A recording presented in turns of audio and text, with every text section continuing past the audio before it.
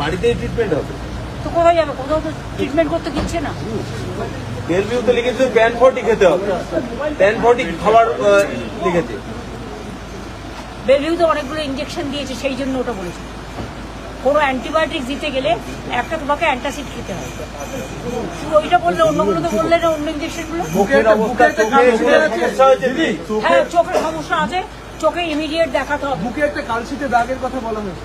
শুধু বুকে নয়, বুকের চারিপাশে, চোখের এখানে, সারা শরীরে, কাঁধে থেকে শুরু করে চারিদিকে। এটা ডক্টর রিপোর্ট আমার কাছে আছে। দিদি এর পরে কি হবে, মানে কি করবে? পরবর্তী পদক্ষেপ কি হবে? পরবর্তী পদক্ষেপ আমরা জানাবো। আমাদের কালকে later sit together and then. আপনারাও এতক্ষণ ছিলেন, অনেক কষ্ট করেছেন, আপনারাও বাড়ি ফিরে যান।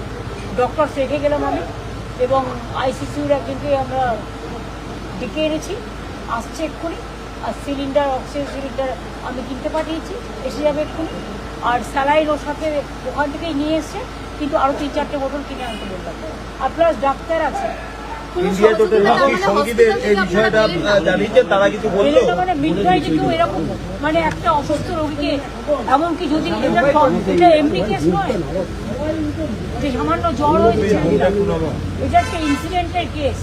অভিষেকের চশমাও ভেঙে গেছে। হ্যাঁ, সমস্ত কিছু।